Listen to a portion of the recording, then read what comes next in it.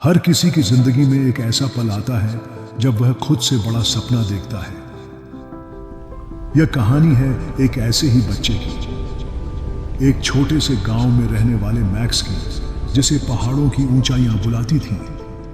जब बाकी बच्चे खेल कूद में मस्त थे, मैक्स उन रहस्यमयी चोटियों की ओर देखा करता जैसे वो उसे कोई राज बताना चाहती हो। एक दिन एक गरज ने उसकी दुनिया बदल दी।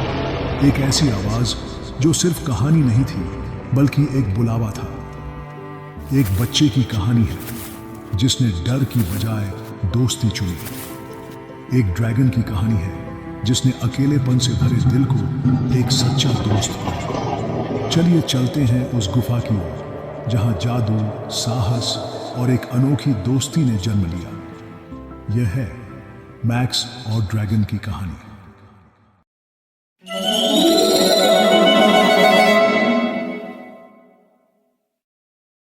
एक समय की बात है। एक छोटे से शांत गांव में जो एक ऊंचे पहाड़ के तलहटी में बसा हुआ था, एक लड़का रहता था जिसका नाम मैक्स था। मैक्स बाकी बच्चों से अलग था। जबकि बाकी बच्चे खेल कूद और जंगल में घूमने का आनंद लेते थे, मैक्स हमेशा पहाड़ों में रुचि रखता था। वह घंटों पहाड़ों को देखता रहता और सोचता रहता कि वहां क्या राज छुपे हैं। एक दिन जब मैक्स जंगल के किनारे खेल रहा था, उसने पहाड़ से एक जोरदार गरज सुनी। उसका दिल रोमांच से धड़कने लगा। उसने सुना था कि पहाड़ों में ड्रैगन रहते हैं, लेकिन गांव के लोग इन्हें सिर्फ कहानी मानते थे। लेकिन मैक्स को यह गरज बहुत वास्तविक लगी। उत्सुक और बहादुर मैक्स ने तय किया कि वह इसका सच पता लगाएगा।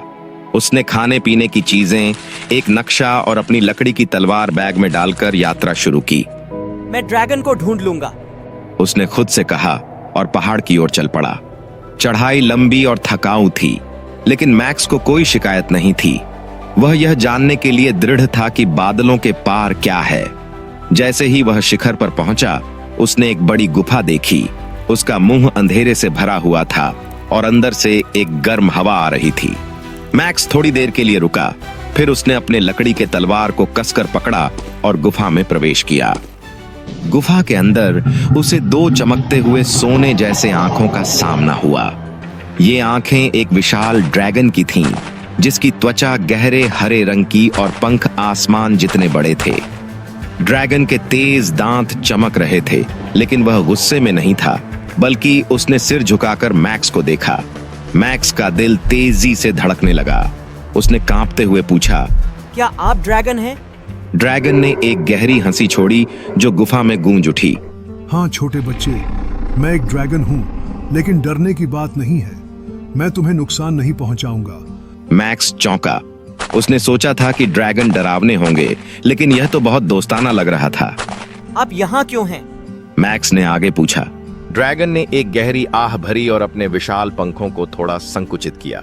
मैं यहाँ कई सालों से छुपा हुआ हूँ। गांव के लोग मुझसे डरते हैं और मैंने कभी किसी को नुकसान नहीं पहुंचाया, लेकिन अब मैं अकेला हूँ। मैक्स की आंखें सहानुभूति से फैल गईं। मैं भी अकेला हूँ।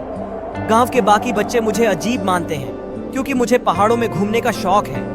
वे नहीं समझते कि मुझे हमेशा क्यों जिज्ञासा रहती है। ड्रैगन की आंखें नरम हो गईं। शायद हम दोनों उतने अलग नहीं हैं। देखो मैक्स, कभी कभी लोग उस चीज से डरते हैं जिसे वे नहीं समझते। वे अपनी रक्षा के लिए दीवारें बना लेते हैं, लेकिन वही दीवारें वे चीजें भी रोकती हैं जिन्हें वे पसंद कर सकते हैं। मैक्स ने कुछ देर सोचा और फिर मुस्कुराया।